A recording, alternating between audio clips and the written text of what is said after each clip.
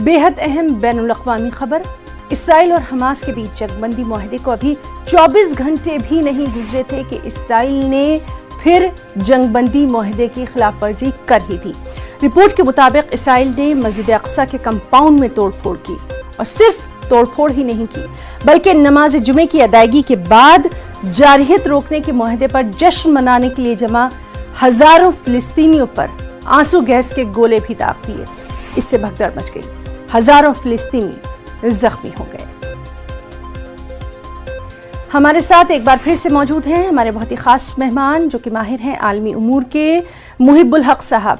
मुहिबुल हक साहब, कल भी हम यही बात कर रहे थे कि अभी कुछ भी कहना क़ब्ल अज़ वक्त होगा, हमें इंतज़ार करना होगा, और बिल्कुल वही चीज़ सामने आ गई है। इस वक्त आप क्या कुछ इस पर तज्जिया करना चाहेंगे? देखिए, आमतौर पर होता यही है कि इजराइल जितने मुआहदे होते हैं, चाहे रेजोल्यूशन होते हैं, उसका वायलेशन करता है, और जब पैलेस्टीनियन अपने जो कुछ भी उनके पास उससे रेजिस्ट करते हैं तो कहा जाता है कि पैलेस्टीनियन एट्रोसिटी है। मिसाल के तौर पे पीसफुल नमाजियों पर जिस तरह से कल इजरायली पुलिस ने मस्जिद अक्सा के अंदर लाठीचार्ज किया और जिसे कहते हैं कि ग्रेनेड्स वगैरह फेंके, और उसमें बहुत सारे लोग जख्मी हुए, तकरीबन वो तादाद बड़ी है। तो सबसे पहला जो वायलेशन है सीज फायर का, जो इंटरनेशनली एक्लेम किया गया था, वो इजराइल ने खुद किया और इजराइल की पुलिस ने किया, यानी हुकूमत की पुष्ट बनाई थी। पहली बात। दूसरी बात हमें याद रखना चाहिए, इजराइल एक एम्बोल्डेंड स्टेट है जिसे इस बात का यकीन है कि वो फलस्तीनियों के साथ कुछ भी करे उसके साथ कुछ नहीं होगा।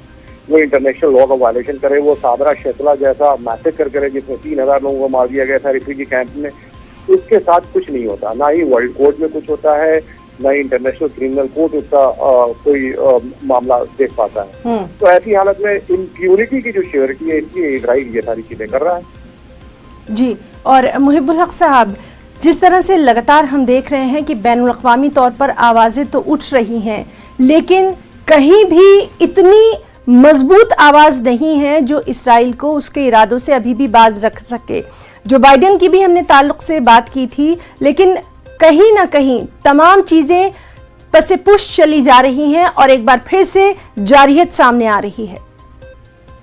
उसकी बहुत बड़ी वजह जो इजराइल के दाखिली मामला हैं वो भी हमें देखना होगा कि वहाँ पे राइट विंग पॉलिटिक्स बहुत हावी हो रही है, और नेतन्याहू उस राइट विंग पॉलिटिक्स से ये दिखाना चाह रहे हैं कि हम आपसे ज्यादा ब्रूटल हो सकते हैं पैलेस्टीनियंस के लिए या जो अरब इजरायली हैं उनके लिए। तो ये जो सिचुएशन है, यानी अरब इजरायली जिनके बारे में ये शुरू से कहते आए हैं कि उन्हें ज्यादा हुकूक हासिल है, उन्हें वोटिंग राइट हासिल है जो मिडिल ईस्ट में किसी और कंट्री में शायद हासिल नहीं है जी।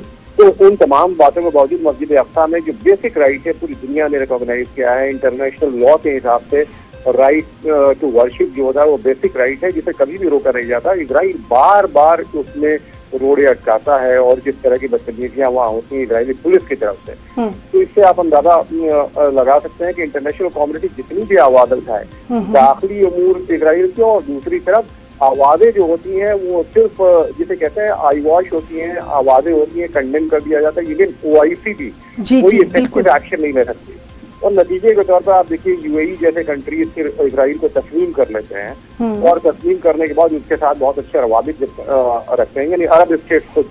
तो ऐसी हालत में दूसरों को क्या ब्लेम किया जाए जब अरब स्टेट खुद सॉलिडेरिटी नहीं शो कर पा रहे पैलेस्टीनियंस के साथ।